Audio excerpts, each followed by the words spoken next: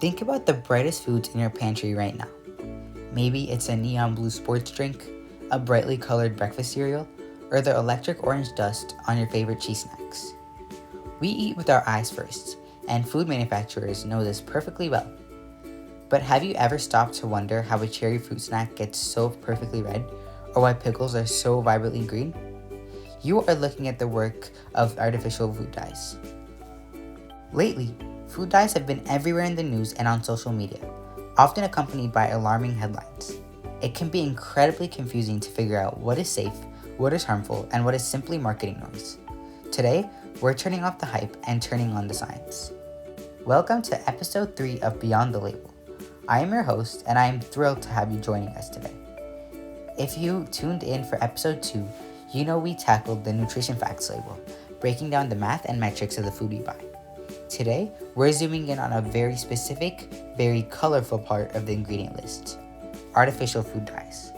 Whether you are a parent trying to pack a healthy lunchbox, a student grabbing a quick snack between classes, or just a curious consumer wanting to know exactly what's in your grocery cart, this episode is for you.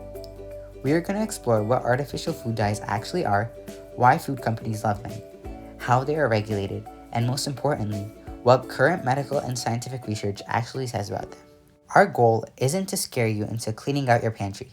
It is to equip you with evidence-based facts so you can make confident, informed decisions for yourself and your family. Let's dive in. To understand artificial food dyes, we first need to distinguish them from natural food colors. Since the dawn of cooking, people have used natural ingredients to color their food. If you crush up raspberries, you get pink. If you use spices like turmeric or saffron, you get a brilliant yellow. Natural colors are derived directly from plants, minerals, or even insects. For example, a natural color you might see on a label is annatto, which is a reddish-orange dye made from the seeds of the achitoe tree. Artificial food dyes, on the other hand, are synthetic. They are created in laboratories. Today, the artificial dyes approved for use in the United States are originally synthesized from petroleum. Now, hearing the word petroleum in relation to food can sound alarming, but it is important to note that the final dye goes through rigorous purification processes. By the time it is added to your food, it is a highly purified chemical compound that looks nothing like the raw material it started as. So if we have natural options like beet juice and turmeric, why do food companies use synthetic dyes in the first place? According to the US Food and Drug Administration, or the FDA, there are a few primary reasons. First, food loses color during processing. Light, extreme temperatures, and moisture can bleach the natural colors right out of the ingredients. Artificial dyes restore that color, making the food look fresh and appealing. Second, humans heavily associate color with flavor. Studies consistently show that if a cherry-flavored beverage is clear, our brains struggle to identify the taste. But if you dye that exact same liquid bright red, our brains instantly register cherry. Finally, artificial dyes are cheaper, more vibrant, and much more stable than natural colors.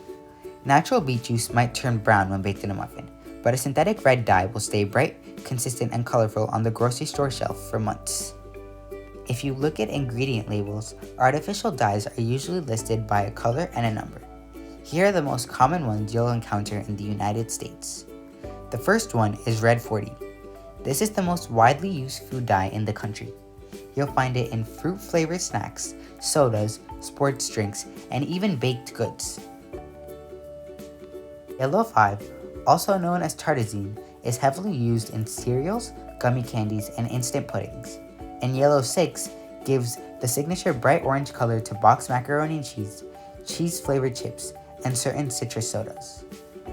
Blue 1 is often used in ice cream, canned peas, packaged soups, and popsicles. And Blue 2 is commonly found in candies, cereals, and even pet food. It is also worth noting that dyes aren't just in junk food. You can find artificial colors in everyday items like strawberry-flavored yogurt, salmon, salad dressings, and even over-the-counter liquid medications. Because these are synthetic substances, you might be wondering who makes sure they're safe to eat.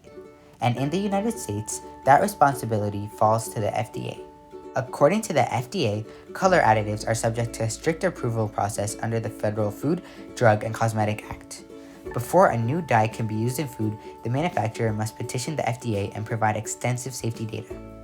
The FDA reviews this data to ensure that there is a reasonable certainty of no harm when the dye is consumed in typical amounts. The FDA establishes what is known as an acceptable daily intake, or ADI, for each dye. The ADI is the amount of a substance that a person can consume every day over their entire lifetime without any appreciable health risk. The levels of dye actually used in foods are generally far below these limits. This brings us to the most critical part of our discussion, the health research. If the FDA says they're safe, why is there so much controversy? The primary debate around food dyes does not center on toxicity or general danger, but rather on behavioral concerns in children, specifically regarding ADHD. Here's what the current science says. According to the National Institutes of Health, or NIH, major scientific reviews have concluded that artificial food dyes do not cause ADHD in children. ADHD is a complex neurodevelopmental condition with strong genetic links. However, what scientists do agree on is that a small subset of children may have specific sensitivity to artificial dyes. The American Academy of Pediatrics states that while food dyes are not the root cause of ADHD, eliminating them from a diet may help reduce hyperactive behavior in certain sensitive children. This creates a bit of a divide on how different countries handle the issue. In the European Union, foods containing a certain artificial dyes, like red 40 and yellow 5, must carry a warning label stating the food may have an adverse effect on activity and attention in children. Because of this warning, many European food companies voluntarily reformulated their products to use natural plant-based dyes. In the United States, the FDA has repeatedly reviewed the evidence and concluded that the data does not provide a causal link between the general population, so warning labels are not required. Ultimately, nutrition experts from organizations like the Harvard T.H. Chan School of Public Health point out a broader, very practical truth. Foods that are high in artificial dyes are almost always highly processed foods that are also high in added sugars, sodium, and trans fats. Often reducing artificial dyes naturally leads to a diet higher in whole, nutrient-dense foods, which benefits everyone's health regardless of dye sensitivities. If you want to monitor or reduce your intake of artificial dyes, the good news is that the FDA requires them to be clearly listed on the ingredients label. Look at the bottom of the nutritional facts panel, where the actual ingredients are listed. They are sorted by weight from most to least. Artificial dyes are really strong, so they're usually at the very end of the list. You'll see them written out formally, such as FD&C red number 40, or simply abbreviated as red 40. If a product uses a natural color, the label would typically say something like colored with fruit juice, or list specific natural resources like beet juice extract or turmeric. That brings us to the end of episode 3 of Beyond the Label. I hope this episode helped clear up the confusion around artificial food dyes.